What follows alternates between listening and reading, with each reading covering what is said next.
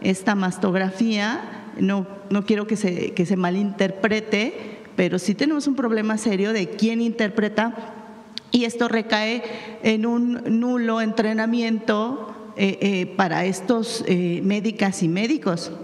El expresidente Andrés Manuel López Obrador, cuando era jefe de gobierno, tuvo esta idea de llevar en camiones los mastógrafos a otros sitios de la ciudad, pero también los físicos médicos, que esta es una especialidad importante, son los que tienen que volver a calibrarlos para que este mastógrafo tenga las características adecuadas para que cumpla con el objetivo, es dar una buena imagen. En ese sentido, Presidenta, yo quisiera preguntarle cuáles son los compromisos, cuáles serían estas rendiciones de cuentas que ustedes le pedirían a los gobiernos que están seguramente adheridos al IMSS y al Bienestar para que se cumplan estos plazos de los 30 días del diagnóstico y los 21 días del tratamiento, y si se requiere cirugía, etcétera. Esa sería mi primera pregunta. Gracias. Pues más que pedirle cuentas a los estados, lo que estamos haciendo es este modelo integral, es un antes y un después en la atención de cáncer de mama, que es la principal causa de muerte para las mujeres. Es decir, no es suficiente, como bien dices, con que haya mastografías. Bueno, primero tiene que interpretarse. Una vez que se interpreta y se encuentra algún riesgo, pues tiene que hacerse una biopsia en algunos casos. ¿Quién interpreta esa biopsia? Y después, suponiendo que se detecta que en efecto hay células cancerígenas, pues entonces, ¿cuándo te toca la atención?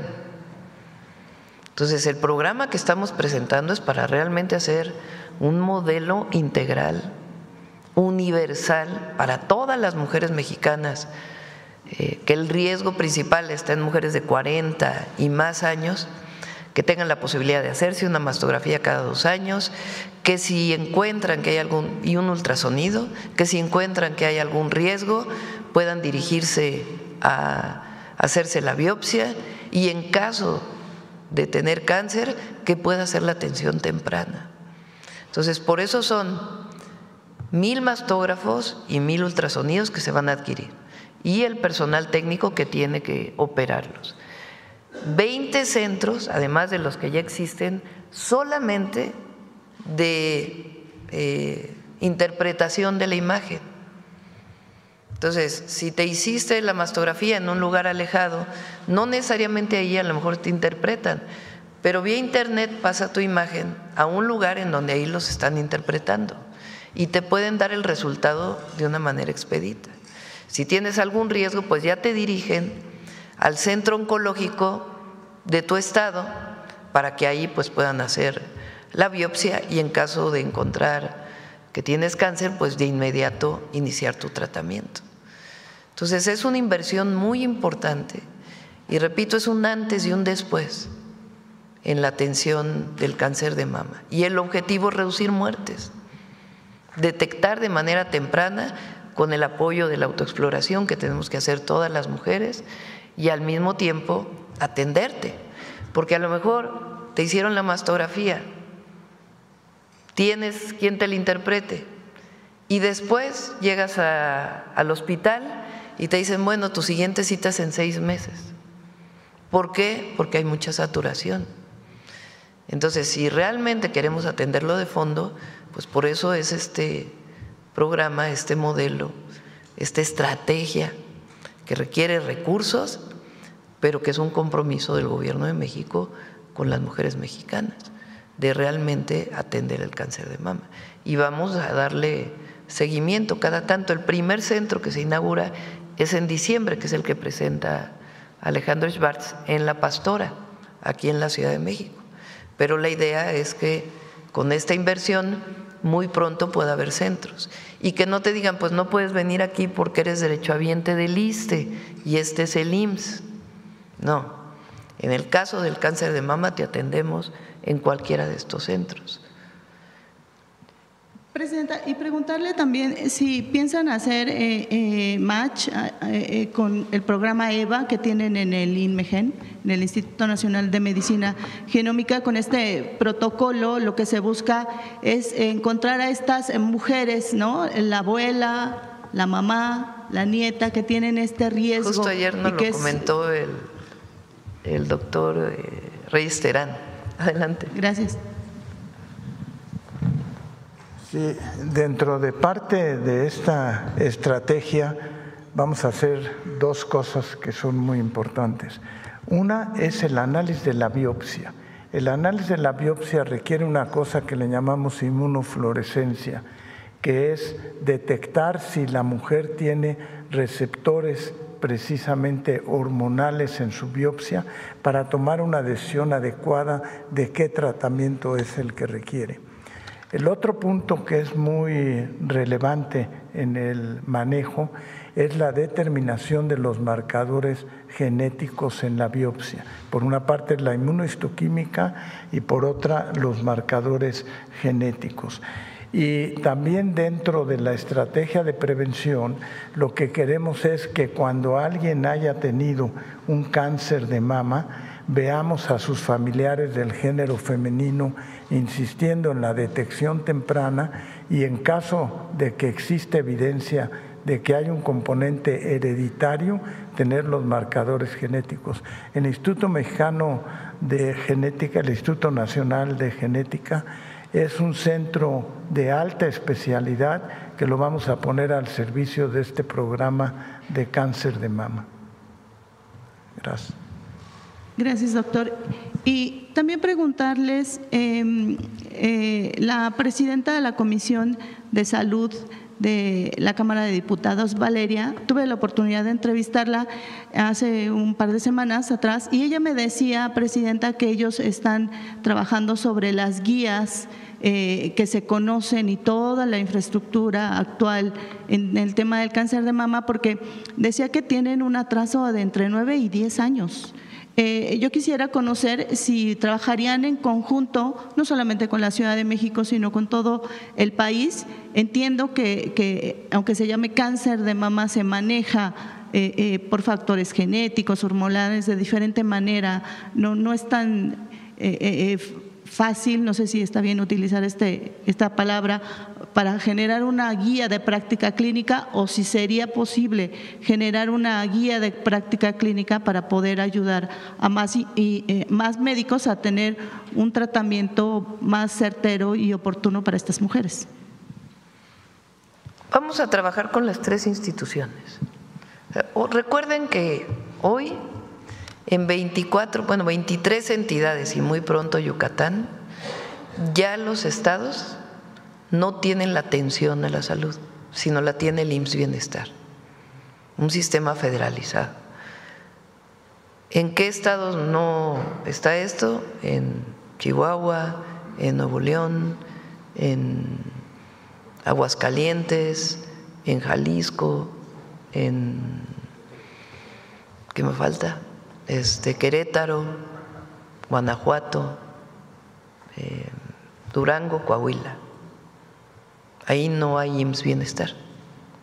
Entonces, en los estados donde hay IMSS Bienestar, vamos a dividir el trabajo entre el ISSSTE, el IMSS y el IMSS Bienestar para estos centros. En el caso donde no hay IMSS Bienestar, pues será el ISSSTE y el IMSS con los que se trabajará para llevar a cabo este modelo. Y obviamente pues hablando con los gobernadores, pero es un programa federal que tiene el objetivo de atender realmente a las mujeres en la prevención, en la detección temprana y en la atención al cáncer de mama. Esto incluye obviamente los mastógrafos que ya existen, que son 650, van a ser parte del sistema, pero ahora pues hay mastógrafos más modernos que tienen imágenes digitales que pueden enviarse al centro de análisis que vamos a tener y al mismo tiempo pues la mejor atención en los centros oncológicos para las mujeres. Mi última pregunta sería sobre este tema de cáncer de mama. ¿Qué pasa en el caso de los caballeros? Si esta mamá sufrió de cáncer de mama o alguien en la familia de primera línea, ¿el caballero también tiene que someterse a algún tipo de estudio? ¿Está pensado también para estos hombres? ¿Corren riesgo? Gracias. Bueno, yo me permitiré dos comentarios en relación a eso. En lo que tiene que ver con los hombres, no tendríamos ese factor de riesgo, pero existe, es todavía en pequeña cantidad que existe el factor de riesgo. Se justificaría un examen genético solo en caso de que varios miembros de la familia hubieran tenido cáncer de mama. Es más relevante en las mujeres. Y también en relación a su pregunta que hacía, a su comentario, estamos diseñando desde hace 4 meses unos programas nacionales de atención médica para el cáncer. O sea, una vez que se detecte, para lograr esas metas que queremos en tratamiento, saldrán lo que nosotros llamamos PRONAM, en lo que se está trabajando fundamentalmente en la mujer, en cáncer de mama y cáncer cérvico-uterino. Entonces, esos programas nos darán la posibilidad de tener una estrategia de tratamiento unificada en el país, tanto de diagnóstico, de qué pruebas están indicadas, qué tratamientos están indicados, cuándo tener que referir de un médico de atención primaria hacia un médico especialista. El tratamiento implica toda una estrategia distinta en lo que tiene que ver cáncer de mama. Por eso es que la toma de la mastografía para la detección temprana es muy importante, y por otra parte la biopsia se vuelve muy relevante, y en base a lo que sale en la biopsia y a los marcadores es que se determina la necesidad de hacer o no marcadores genéticos en el caso de una mujer y muy pocos en el caso de un hombre. Afortunadamente para el género masculino la frecuencia de cáncer de mama es mucho más baja que lo que sucede en la mujer. Gracias, doctor. Presidenta, hace un par de semanas tal vez fue el Roche Press Day, no es un comentario, es importante decirlo así, porque ahí estuvo presente el subsecretario Eduardo Clark, dándonos una ponencia a todos los periodistas de América Latina que trajeron, bueno, la sede ahora fue en México. Extraordinaria presentación que hizo el subsecretario acerca de cómo se mueve el sistema de salud actualmente, muy abierto, muy transparente para la compra de los medicamentos. Y luego hubieron ciertos talleres y me preguntaba mucha gente de otros países, todo el mundo la felicitaba y hablan cosas muy, muy extraordinarias de usted como mujer, etcétera. Pero también uno de los cuestionamientos, Presidenta, era cómo abonar a esta confianza a nivel nacional, porque se habla de que los lugares de cambio son los mejores lugares para la creatividad y para poder explotar todas esas áreas que tienes ahí guardadas y que no quieres dar a conocer. ¿Cómo echar mano de esta apertura que hay en el gobierno para que se pudiera consolidar que todo el país ya esté en esta expansión de los sistemas de salud, de la descentralización tan urgente y necesaria que se requiere para que todas esas personas puedan tener acceso a los programas que ustedes están ahora mismo ofreciendo y que no haya esta necesidad de caminar de un estado a otro en búsqueda de la atención? El IMSS Bienestar, o sea, la decisión de que tu sistema de salud, de que el sistema de salud de un estado pase a ser parte del IMSS Bienestar, es una decisión del gobierno del estado, no es obligatoria. Se firma un convenio y ese convenio hace que poco a poco vayas trasladando tu sistema de salud al del IMSS Bienestar. ¿Qué ventajas tiene? Por ejemplo, cuando fui jefa de gobierno, me tocó firmar, Zoe estaba a cargo en su momento, el convenio de pasar el sistema de salud de la ciudad al IMSS Bienestar. Bueno, de inmediato, médicos especialistas que estaban contratados por honorarios porque no teníamos los recursos suficientes para poderles dar una plaza y que tenían salarios de 13,000 pesos mensuales, tuvieron una base y aumentó su salario a 38,000 pesos mensual. Ahora es un poquito más. O sea, es un cambio radical en la percepción salarial y las prestaciones que tiene un médico en el IMSS Bienestar. ¿Qué estamos haciendo ahora? Eso fue el diseño del presidente López Obrador. ¿Qué estamos haciendo ahora? Pues consolidando ese modelo. ¿Cómo lo estamos consolidando? Pues garantizando el abasto de medicamentos, garantizando que todos los quirófanos estén abiertos, garantizando que todos los médicos, o sea, que tenga suficientes médicos generales, especialistas, familiares en cada uno de los lugares, garantizando el equipamiento en los centros de salud, con la clínica es nuestra, es decir, garantizando el sistema de salud. ¿Qué hicimos cuando entramos? Entre otras cosas, fortalecimos el sistema de estructura territorial del IMSS Bienestar.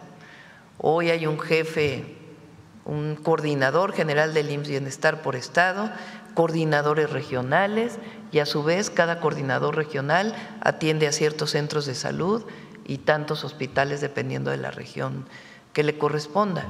Y tienen reuniones pues semanales, a veces varias a la semana con los responsables para ver qué problemática existe. Además, pues estos protocolos nacionales de atención médica, que con especialistas médicos defines qué medicamentos son necesarios para atender un padecimiento, una enfermedad, porque antes era a la solicitud del médico y la solicitud del médico podía ser cualquier medicamento y había centros de salud que pedían 1,000 medicamentos y centros de salud que pedían 100, a pesar de ser del mismo tamaño. Ahora todos son, ¿cuántos, Alejandro? ¿Cuántos medicamentos? 147, porque ya hay protocolos de atención médica que tienen que seguir todos los médicos del país, públicos y privados, y en particular los del IMSS Bienestar. Entonces vamos avanzando en ello. Ahora con las rutas de la salud pues llegan los medicamentos a los hospitales y los centros de salud. ¿Qué viene ahora? Además, obviamente, de este programa que presentamos hoy, vamos hacia el sistema universal. A partir de enero del próximo año, enero-febrero del próximo año, queremos que todo mexicano y mexicana tenga una credencial, que cada credencial le va a decir que pertenece al sistema de salud pública. Ahí va a decir, tú eres derechohabiente del ISSSTE y tu clínica que te toca es esta.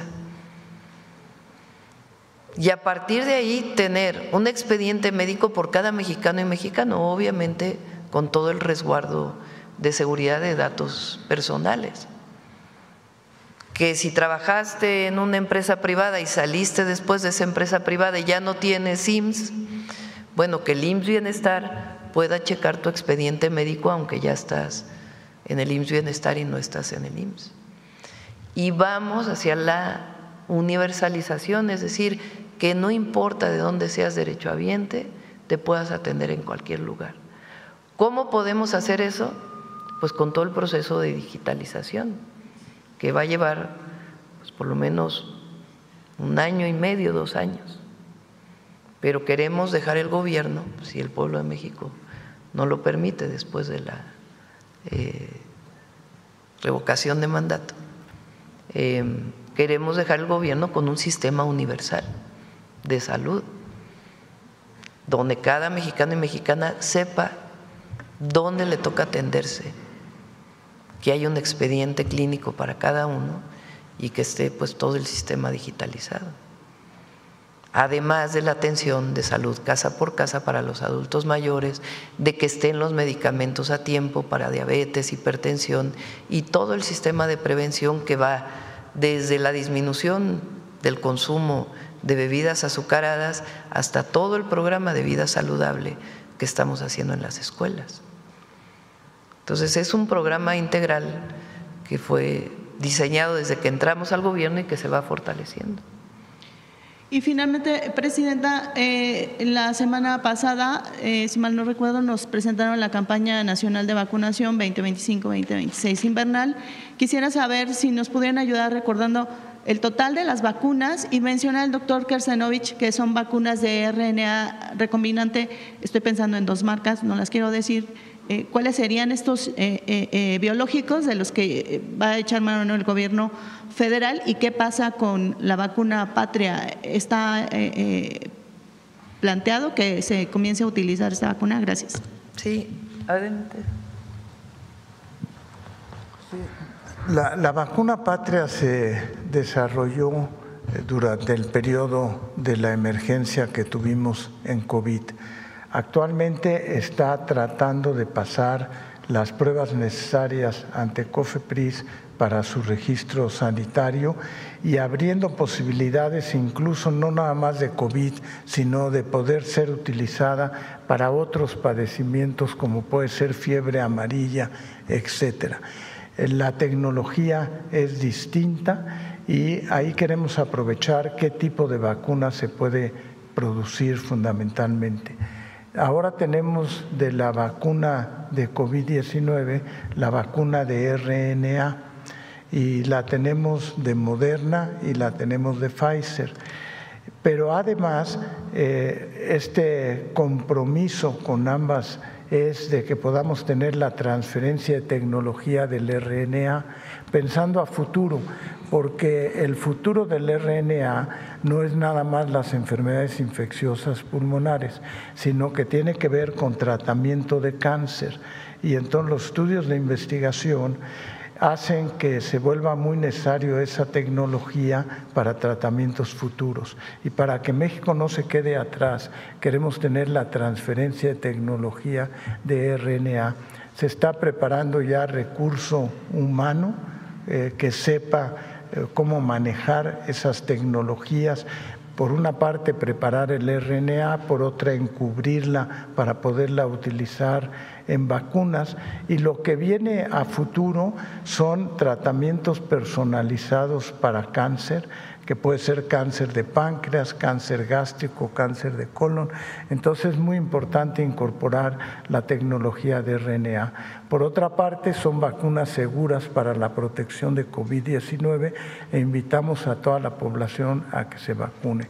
Tenemos un poco más de 10 millones de vacunas disponibles para vacunar de COVID-19 a la población que tiene factores de riesgo, población arriba de 60 años de edad o que tengan comorbilidades. Se vuelve muy importante. Y también tenemos un poco más de 40 millones de vacunas de influenza. Y aquí quisiera resaltar que esa vacuna ya se produce en México. El año pasado les mencioné que era el primer año que la vacuna era ya producida en México. Este es el segundo año, ya es una vacuna mexicana que cumple con todos los requisitos para la influenza. Gracias. Y Presidenta, perdón a todos, si me regalan rapidísimo un resumen sobre las afectaciones de los damnificados de Veracruz y de Puebla en el tema de la salud, porque vi que hizo una presentación muy importante el doctor Alejandro Esbarcha ahora que estuvieron allá en Puebla. Sí. Gracias. ¿Tienen los datos, Alejandro, de afectaciones por sí? Sí, muy rápido. Bueno, a ver, ahorita que lo prepares y se las envíes. Sí, a ver, vamos, ¿a dónde? A ver, Nancy, que de la otra vez no preguntas. Se queja Reina siempre que le damos la palabra a Nancy. Sí. Gracias, Presidenta. Buenos días a todas y a todos. Nancy Flores, de la revista Contralínea. Presidenta, el pasado 23 de septiembre en esta conferencia matutina usted nos dio a conocer un modus operandi de farmacias privadas que estaban vendiendo medicamentos presuntamente robados a hospitales, sobre todo que traían cajas con los logotipos de las instituciones de salud y de Birmex. Nosotros en Contralínea nos dimos a la tarea de investigar y pues revisamos este caso que hubo en Michoacán, donde se encontraron justamente en farmacias, 22 farmacias fueron clausuradas por la COFEPRIS. Estas farmacias privadas pues se encontraron medicamentos sobre todo oncológicos que sí habían sido sustraídos ilegalmente de los centros de salud pública y pues queremos saber si la COFEPRIS ya presentó en todo caso las denuncias penales contra quien resulte responsable y también si se ha detectado pues ya como un modus operandi en otros lugares o solo sería en este caso. ¿Quieres comentar, Alejandro, lo traes tú? Este tema de la extracción de medicamentos de cáncer y para la venta privada. Sí, bueno, como ustedes saben, la COFEPRIS es un órgano dependiente de la Secretaría de Salud que se encarga de garantizar la trazabilidad total y sobre todo la seguridad de los medicamentos. Eso involucra que el medicamento que se haya adquirido para el sector público no se sustraiga del sector para venderse en farmacias de origen privado. La COFEPRIS ha estado haciendo bastantes operativos, sobre todo cerca de los hospitales públicos que dan servicios oncológicos, y ha detectado un grupo importante de farmacias que vendían medicamentos que tenían su origen en el propio sector público. También ha detectado medicamentos falsificados que han ingresado sin ningún suministro seguro a la cadena de proveeduría privada. Yo creo que sería bueno que COFEPRIS pudiera exponer los resultados, pero han habido avances muy importantes en esa materia. Sí, tiene que presentarse denuncia penal. No sé si ya lo presentó la COFEPRIS. Viene el viernes Raquel Buenrostro, que también ha estado en este trabajo. El viernes, esta semana, vamos a presentar el tema de los ventiladores. O ella va a presentar el tema de los ventiladores, el tema del portal de transparencia que también nos han preguntado y le voy a pedir que presente este tema, cómo fue que se dieron cuenta de que esto estaba ocurriendo, cómo se llamó a la COFEPRIS para que suspendiera la operación de estas farmacias y las denuncias penales que tienen que hacerse. Es cualquiera que trabaje en un hospital público, extraiga un medicamento para venderlo en la farmacia de la esquina, pues es un delito y tiene que ser presentada la denuncia. Presidenta, en el tema de los ventiladores se tratará… Y luego la farmacia que vende un medicamento que dice del sistema de salud o del IMSS o del ISSSTE o del IMSS Bienestar. En el tema de los ventiladores se tratará con detalles si ya fueron pues retirados estos ventiladores de Philips que… Los dos, o sea, va a hablar sobre los ventiladores de Philips que sí ya fueron retirados y también de otra pregunta que hizo un reportero sobre Jorge ¿se llama? Ajá, sobre el tema de los ventiladores que se adquirieron durante el COVID. ¿Qué pasó con este contrato? También va a dar toda la explicación. Presidenta, también en el tema de salud, saber cómo va el asunto con las farmacéuticas que incumplieron la entrega de medicinas, sí. Si se tiene un corte al respecto y sobre todo si se les puede fincar responsabilidades penales en ese caso, porque parece que el Código Penal Federal pues solo contempla los delitos contra la salud en el tema de narcotráfico y no de empresas pues que dañan a la salud pública o del pueblo de otra forma, en este caso si se corroborará el dolo.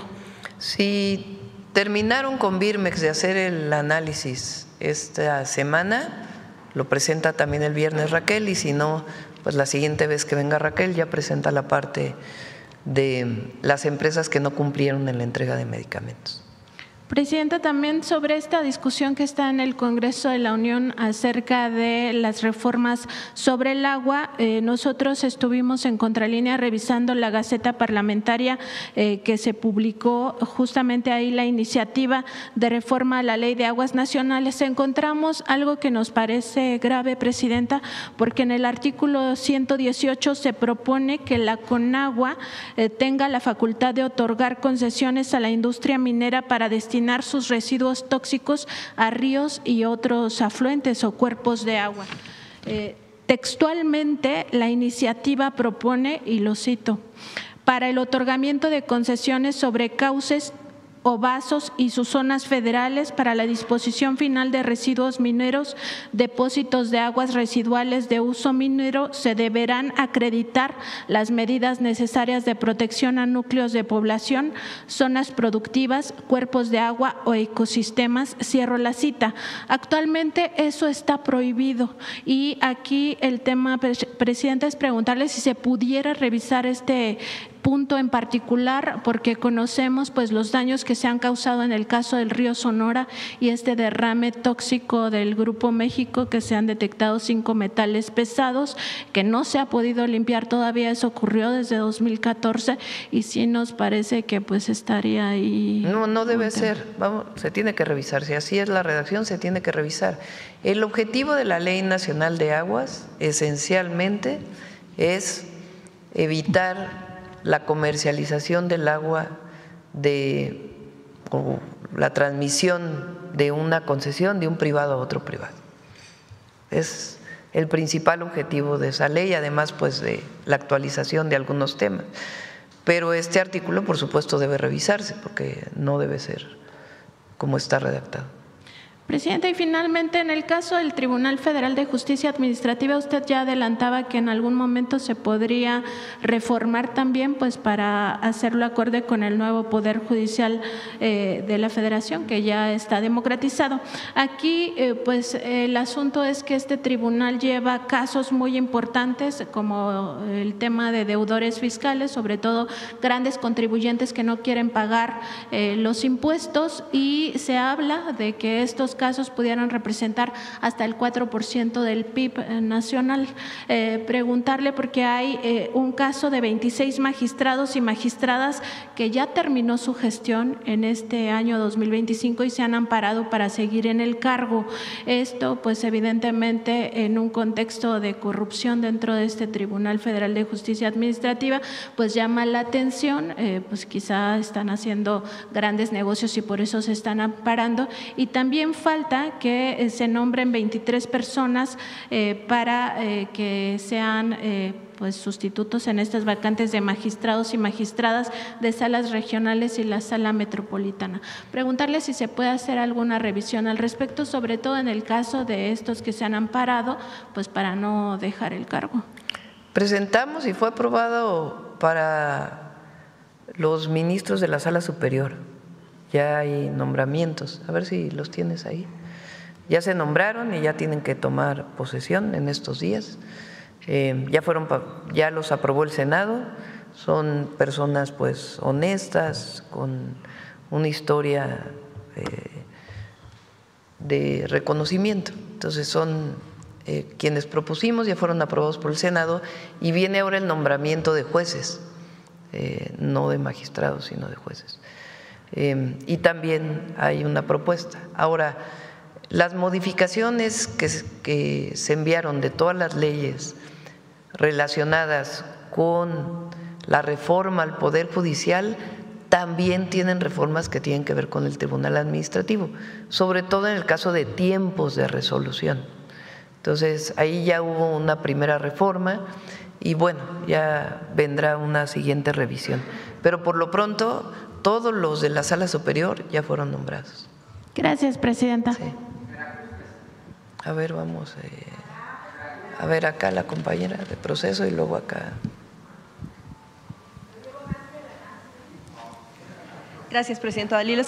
Dalia Escobar de Proceso. Primero, preguntarle sobre el tema del asesinato de este líder limonero, Bernardo Bravo. Unos días antes había emitido algunos mensajes en los que hablaba de que en el campo había crisis.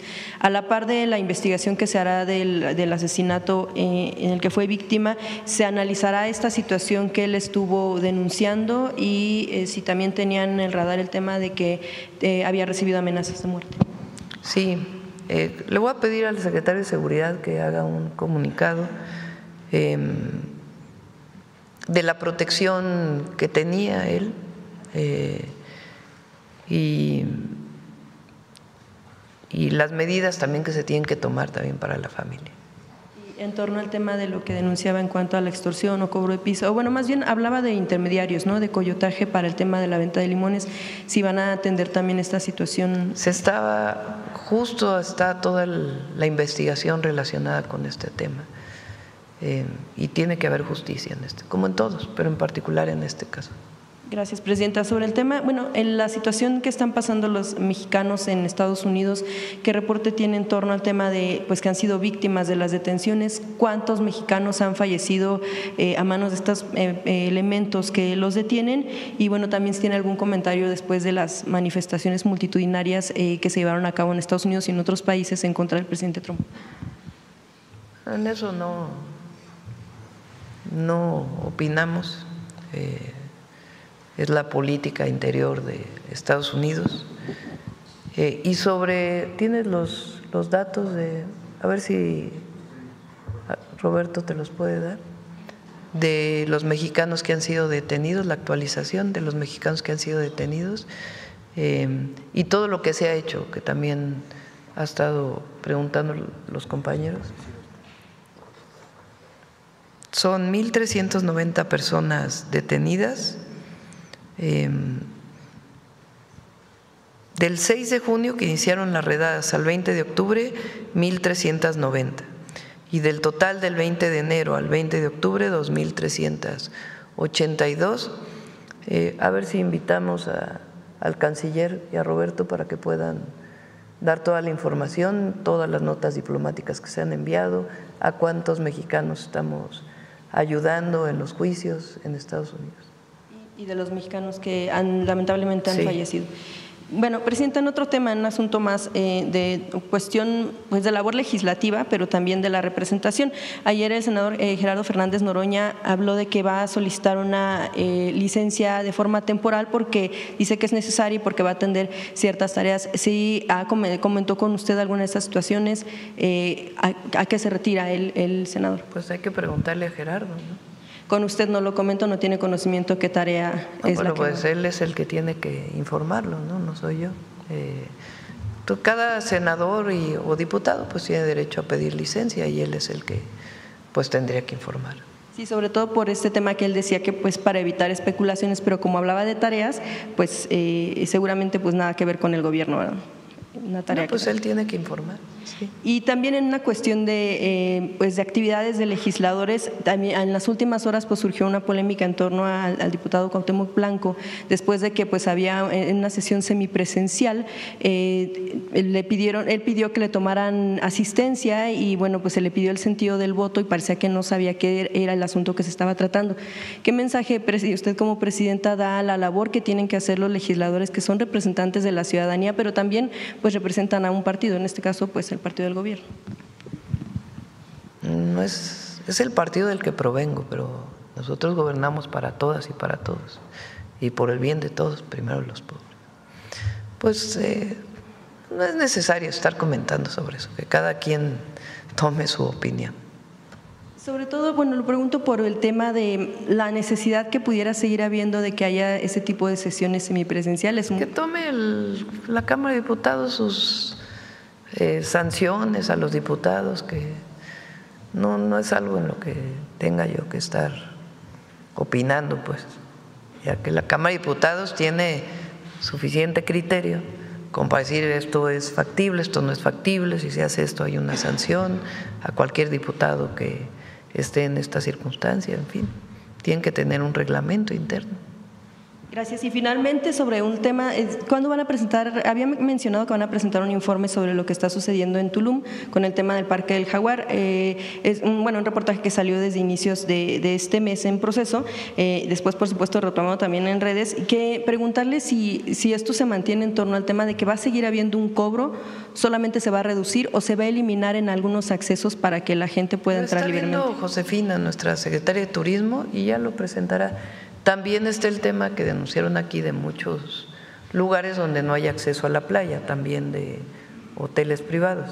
Entonces, todo eso lo está viendo Josefina, y en el caso del Parque del Jaguar, pues lo está viendo con la Dirección General de Áreas Naturales Protegidas, que es quien debe de establecer pues dónde están las entradas, dónde no, la señalización, etcétera. ¿Van a presentar entonces un informe sobre eso o no? Sí, va a venir la secretaria de Turismo para presentar todo lo que tiene que ver con Tulum, y también Edna Vega, porque tiene que haber un programa de ordenamiento territorial junto con el municipio. Todavía no hay todo fecha. Eso se está trabajando. No, yo creo que la próxima semana puede venir. Gracias, Josefina. Sí. Bueno, ¿quién más? El compañero. Y vamos luego a Veracruz, ahí atrás.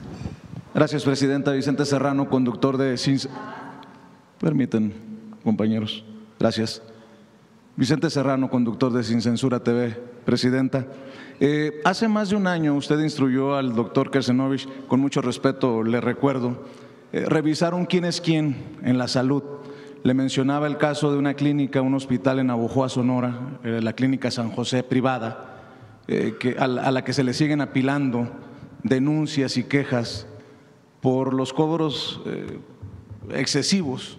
Y le comentaba, presidenta, que no hay una forma de, o al menos que sepamos nosotros, de regular cuánto cobran, por qué procedimiento.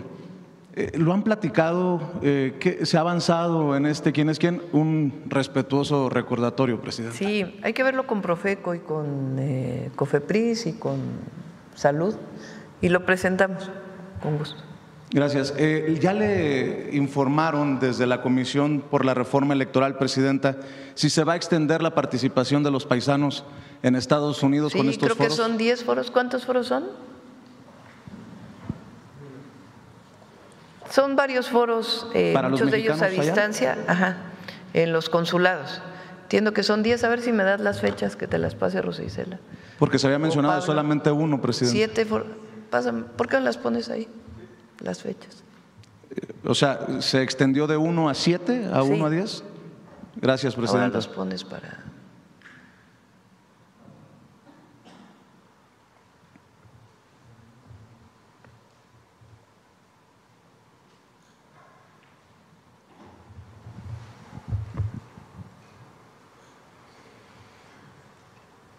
Viernes 31 de octubre, Los Ángeles, que te digan la forma de conectarse o presencial.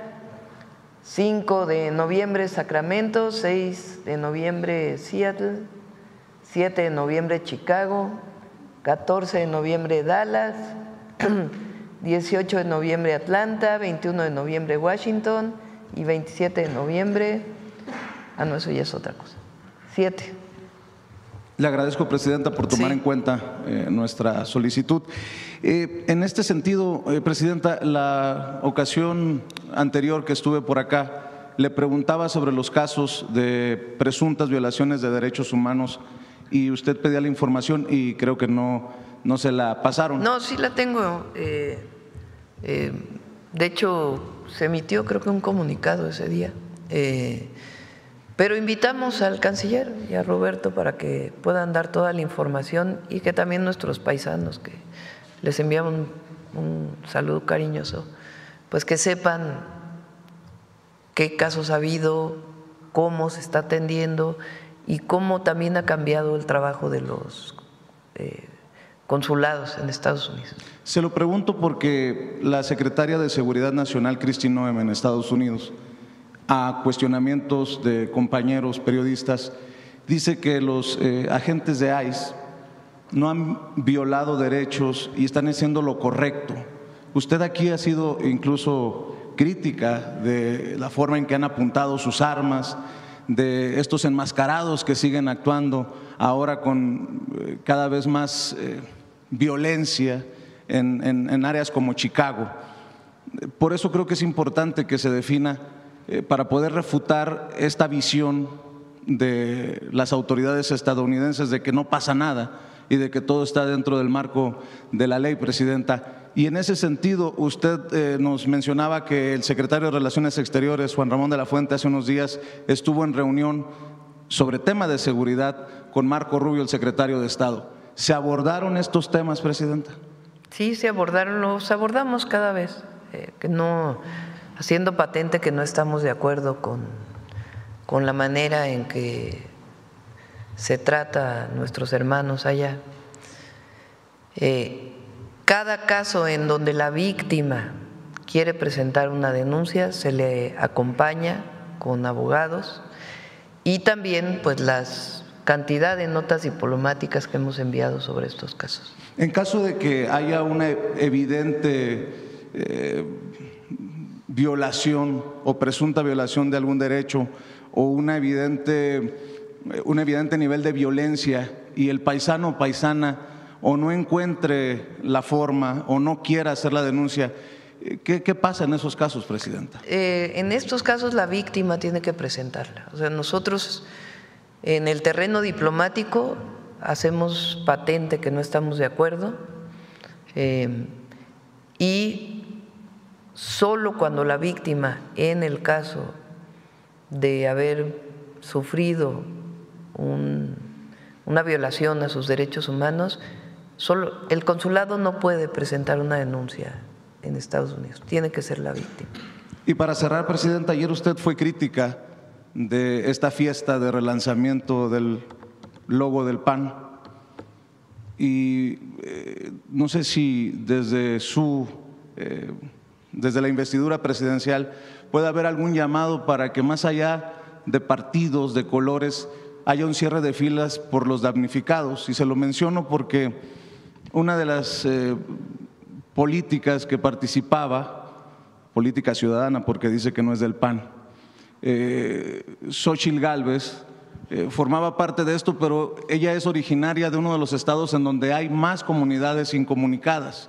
Usted hablaba de una falta de empatía, hablaba de cómo se debieron de haber esperado por lo menos unas 2 semanas, pero pareciera que están listos para el ataque y la crítica, pero no para extender la mano a nuestros hermanos en necesidad. ¿Alguna opinión acerca de esto mientras usan las redes para criticarla?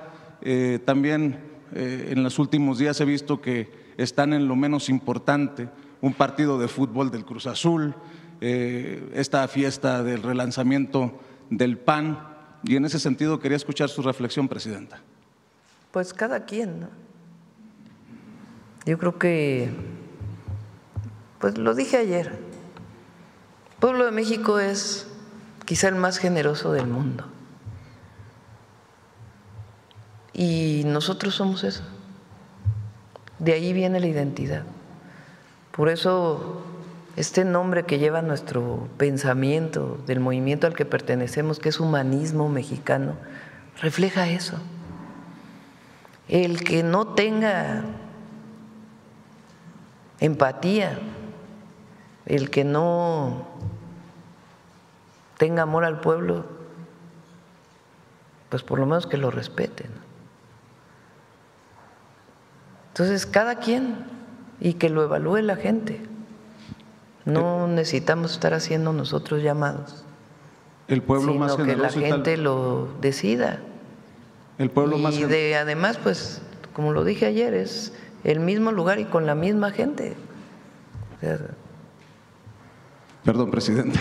El pueblo más generoso y tal vez los políticos de oposición más mezquinos. Y para cerrar, Presidenta, porque hablaba del quién es quién en la salud, que iban a revisarlo, ¿no sería también, ahora que está Zoé Robledo, director del IMSS, y Martí Batres, director del ISSSTE, una posibilidad también para que haya un quién es quién en la salud pública, Presidenta? Porque a pesar de que se ha avanzado y hay retos todavía por brincar, pues hay muchas quejas y muchos señalamientos desde la gente de a pie.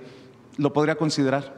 Sí, se puede considerar. Nosotros hacemos encuestas a los usuarios a las personas que llegan al IMSS, al ISSSTE y al IMSS Bienestar, de cómo lo atendieron, si lo atendieron bien, si lo atendieron mal, y son personas que no son de salud, sino otras personas que hacen las encuestas y las podemos presentar aquí. Le agradezco, presidente. ¿Qué opina? Buenos días. Buenos días. A ver, los daños,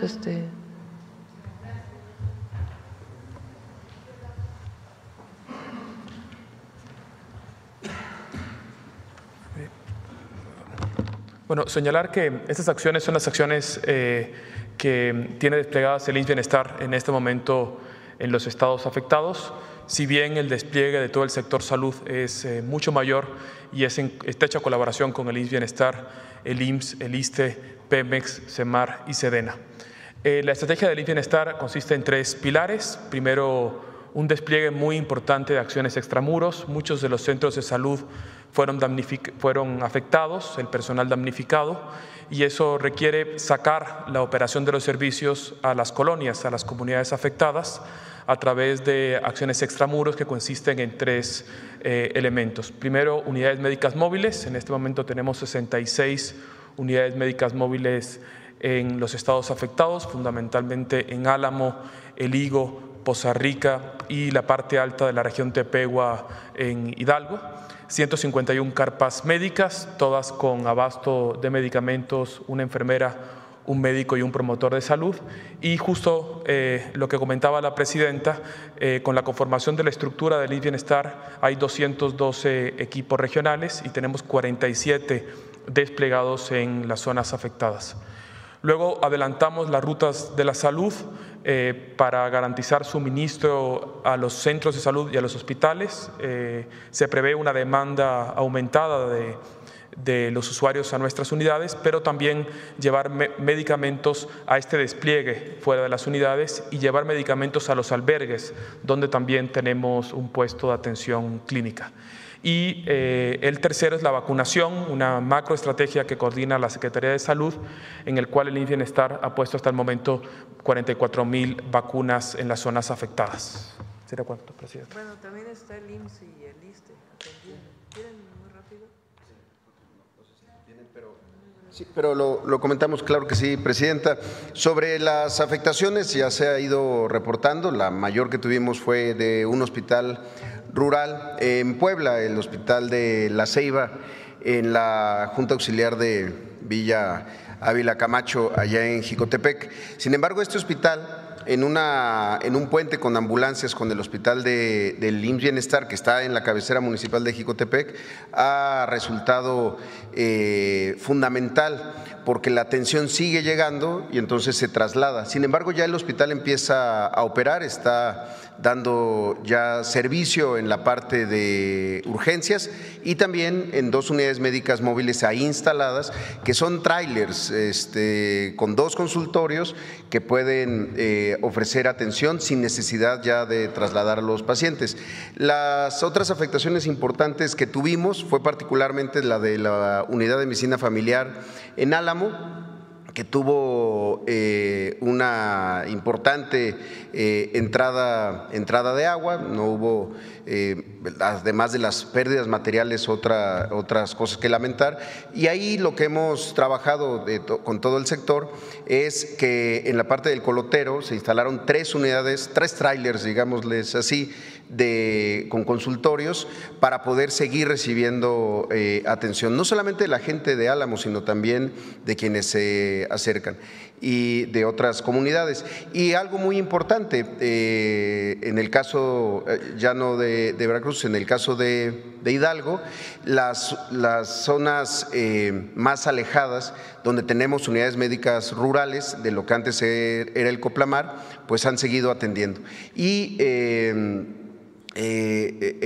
hay 2 hospitales fundamentales para nosotros, que son Zacualtipán y también el de Huejutla, porque muchas de las comunidades apartadas, la gente sale de su comunidad cuando tiene una necesidad de atención médica, se hace camino y hemos fortalecido mucho, no solamente con el personal, sino con más personal, médicas y médicos especialistas, personal de enfermería, abasto suficiente de medicamentos, una revisión completa del funcionamiento de los equipos en estos 2 hospitales. Creo que son de las 2 afectaciones más grandes que hemos tenido, pero estamos ya en la recuperación de los servicios de manera regular.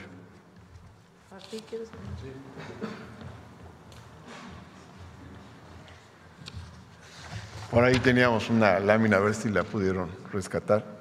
Muchas gracias. Estos son los datos de ayer por la mañana, que reunimos en la reunión de salud con el secretario David Kersenovich. Para entonces, informamos, habíamos dado 21,412 atenciones médicas en territorio. Hemos aplicado 18,000 vacunas, ya son ahorita más de 20,000 vacunas aplicadas por el ISSSTE. Entregamos 31,000 medicamentos a la población. En los hospitales del ISSSTE llegaron 194 personas.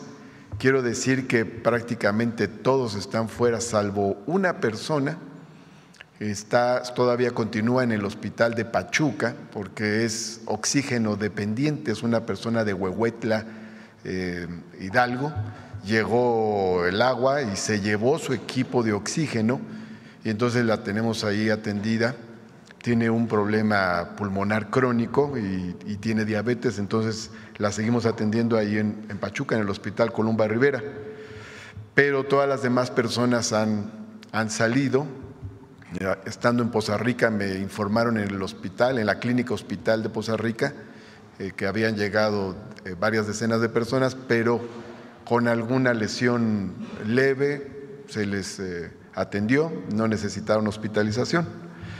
Hemos desplegado 230 brigadas en los 5 estados afectados y hemos desplegado también 1,379 brigadistas, una gran cantidad de brigadistas. Quiero comentar que muchos de estos brigadistas son compañeros de otros lugares.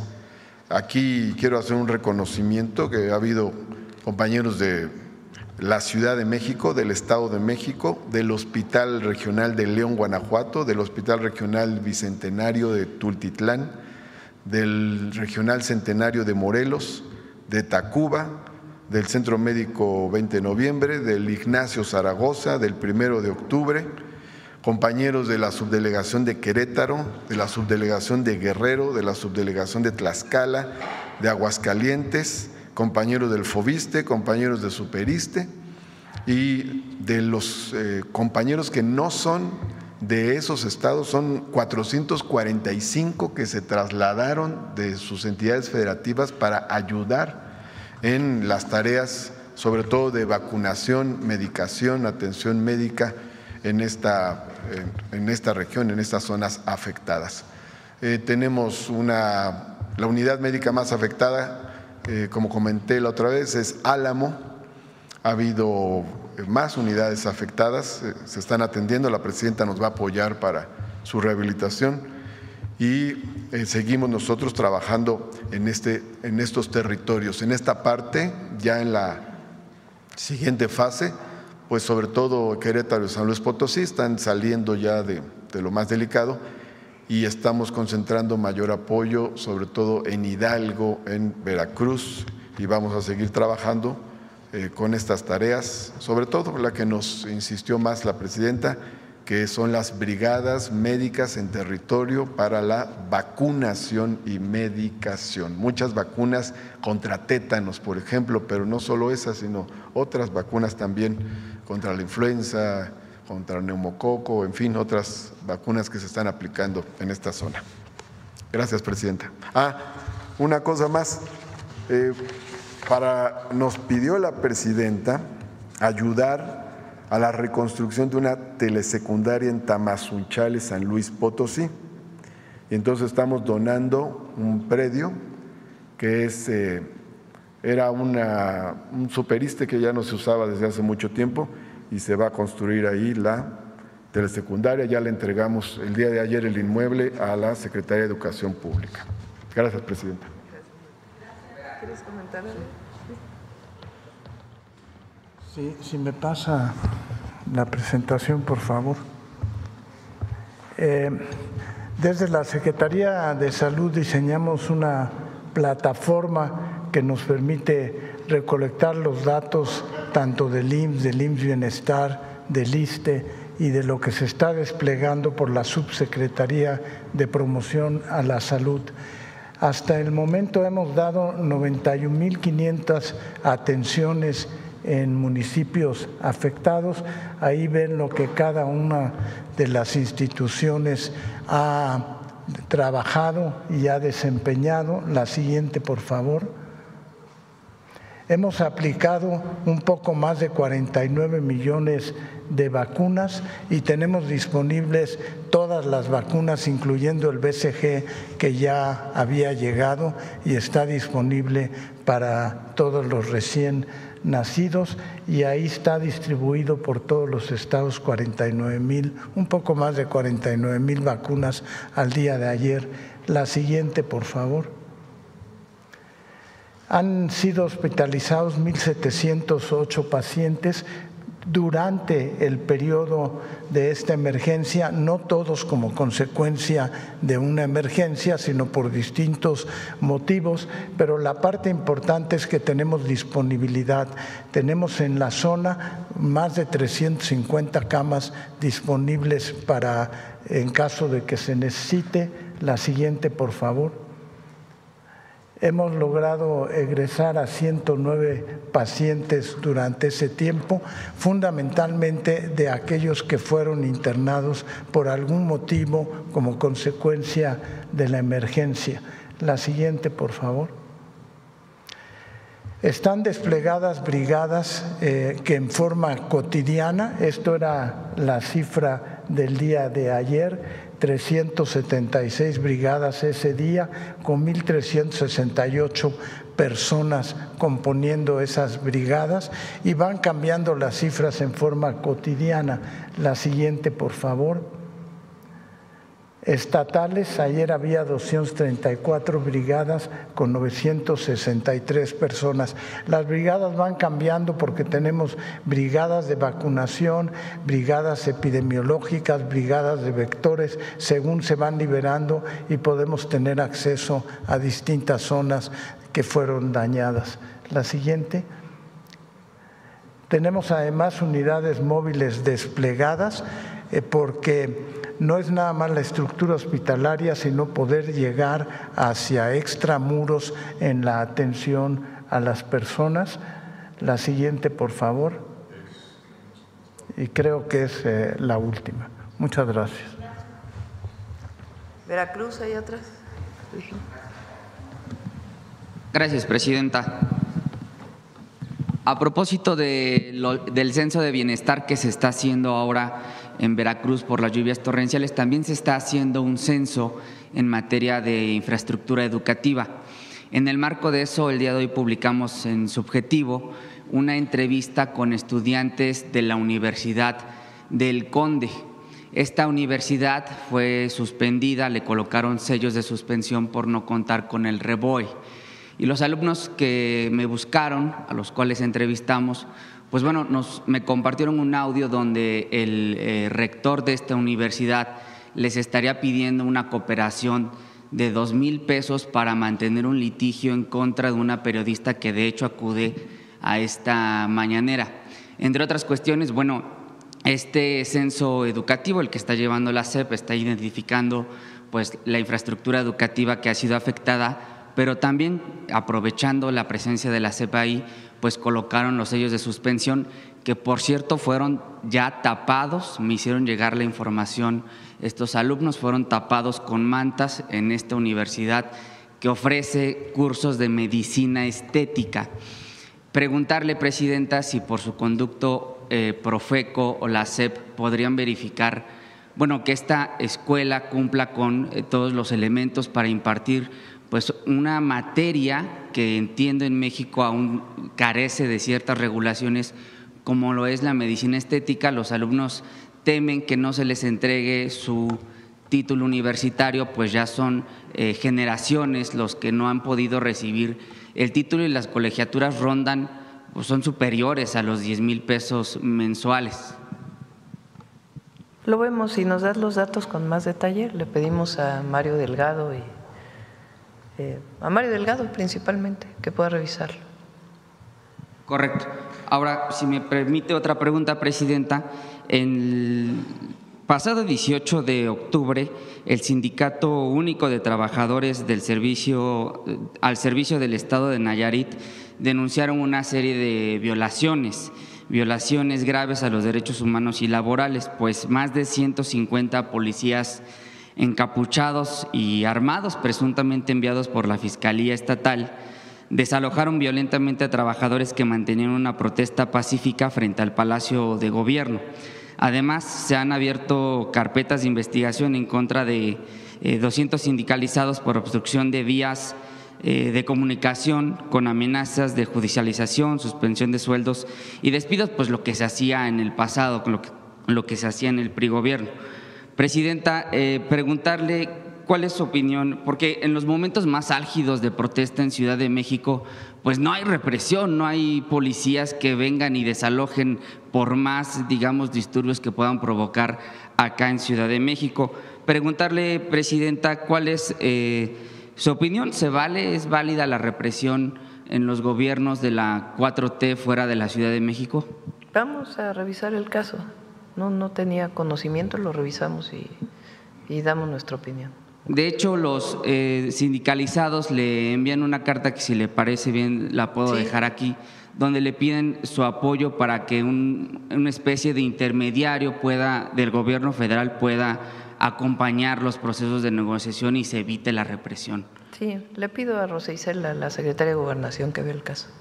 Ok, correcto. Por último, Presidenta, solo retomando el tema de Cuauhtémoc Blanco, la forma telemática, así se le conoce por lo menos en el INE, y otros cuerpos colegiados como ahora la Suprema Corte de Justicia, pues han ocupado el pretexto, el argumento del COVID-19 para poder sesionar a distancia.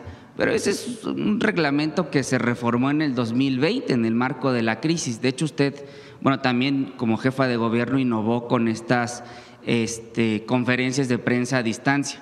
Sin embargo, este pretexto de sesiones telemáticas pues ya nos actualiza en pleno 2025. No solo es la Cámara de Diputados, insisto, es la Suprema Corte, es el INE, son los consejeros del INE que sesionan desde su camioneta, hoteles. También conocimos de otros servidores públicos que sesionan desde aviones. ¿Usted qué opina de las sesiones telemáticas en cuerpos colegiados? Pues a veces pueden funcionar, ¿no? Por ejemplo, nosotros para la reunión el comité de emergencia que tenemos a las 7:30 de la noche todos los días por esta situación, pues nos reunimos a distancia, porque hay compañeros que están en Álamo, hay compañeros que están en Poza Rica, otros compañeros que están en alguna zona de Hidalgo. Los gobernadores pues no los voy a hacer venir mientras está la emergencia a reunirnos aquí todos los días. Entonces es un instrumento que a veces ayuda, como todo, pues no puedes abusar de este instrumento, sobre todo cuando pues se trata de sesiones fundamentales para la decisión de la República, ¿verdad? Entonces, por eso digo, depende pues de cada institución cómo se regula. No voy a opinar yo cómo trabajan en el INE o en la Cámara de Diputados. Opino sobre lo que no estoy de acuerdo en términos de la discusión política o por alusiones personales, como dirían. Pero si trabajan a distancia o no, pues es algo que tienen que revisar ellos. Gracias, presidente. Vamos con Humanismo Mexicano. ¿Bien?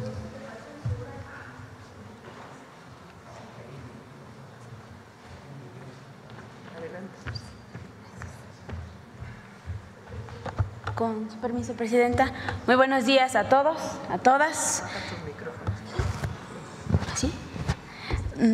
Kora se kira tui de la Jaime Onda, que a Juagiga tui hun para paya, no era que ya yomon ate ne kud a mehia, ya yet eran año yet mefi, padran heki no am mahuani bim in era mehia, razun malinsin, hangerange abi yet yan hei no hara. Datera Jaime Onda, de eran año yanhini de Mahai Onda. Muy buenos días a todos nuevamente, con su permiso, Presidenta. Este 2025, año de la mujer indígena, bueno, el proyecto Mujeres del Maíz, busca reivindicar el papel distorsionado que se tiene sobre Malintzin. Por esto, el 12 de octubre, Día de la Resistencia Indígena, junto con el INPI, se hizo la invitación a 3 grupos de danzas tradicionales indígenas, junto con sus músicos, para presentarse en la Feria Internacional del Libro, aquí en el Zócalo. Desde la región Nahua de Actopan, Veracruz, de la región Ñañú, el grupo de las Higueras de Tolimán, Querétaro, de la región Mije, de Santa María Alotepec, en el estado de Oaxaca, constatamos el papel de Malintzin como mediadora e intérprete. No vea magahandi hun an año yak hoy vidhai de nuya yanhei pa nonara mehñarat hun Malintzin. Bueno, pues ahora vamos a ver a continuación una cápsula de las danzas de la Malinche. Para algunas personas, Malintzin es Malinche, sinónimo de los males nacionales. Es el legado oscuro, la traidora. En el siglo XX, el escritor Octavio Paz habla de ella como la chingada. Para el premio Nobel, es solo la amante de Hernán Cortés y representa a las indias, fascinadas, violadas o seducidas por los españoles. Ese es el relato que busca que nos sintamos hijos de la nada, que intenta despojarnos del cuerpo, de la identidad y de la colectividad. Pero las mujeres indígenas mexicanas nos enseñan que ella es una mujer que abre caminos, purifica y bendice y da sentido a la comunicación entre lenguas. Nuestras ancestras siempre nos han dado guía y luz, rumbo y sentido. Son como la ceiba, somos raíz, cuerpo y territorio, canto y baile. Por eso nuestras ancestras nos han enseñado el respeto por Malintzin. Por eso le bailamos, porque el cuerpo es nuestra primera disputa y el territorio nuestra permanente conquista. Ante los agravios y los insultos históricamente proferidos contra ella, las mujeres y hombres que la bailan reivindican su bondad, su liderazgo, su inteligencia. En la región zapoteca, a las niñas se les anota en un listado desde el día de su nacimiento para tener el privilegio de danzar como Malintzin. Entre los mijes de Alotepec existe un profundo rito que vincula la danza, el canto y la recreación teatral del papel que jugó Malintzin como lengua, como palabra que arregla. A esta danza se le conoce como Coloc Axpe o danza de los coloquios. En Veracruz, donde se dice que nació, existe en Actopan una danza muy antigua que se ha revitalizado con aportes de nuevas generaciones. En el centro del país, en Tolimán, Querétaro, se realiza la danza de Malinche, un ceremonial en honor a la serpiente de 7 colores, es decir, al arco iris, deidad venerada antes de la conquista por los huastecos del sur y que adquiere el nombre de Malinche en recuerdo de este personaje.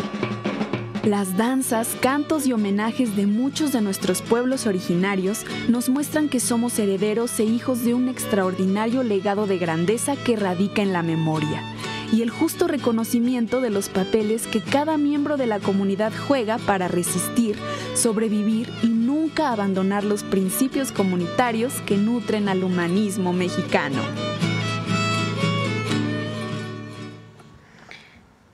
No ya yanhei, ya te de nuemat unhini hu, hagenira te de no nira mehnyara tu Malintzin. Pegenehe happy dan hekini ya mehnya hankasham paste, hankashan zedi, padan huts inona mahai onda. Estas danzas son memorias de resistencia, reconocen el papel histórico de Malintzin desde nuestras comunidades indígenas, pero también permiten visibilizar a otras mujeres indígenas que han sido fundamentales en la historia y en la construcción del humanismo mexicano, el día de hoy como nuestra presidenta. Entonces, pues, muchas gracias. Don Tidi Hamadi, es cuanto, Presidenta. Gracias. Gracias, buen día.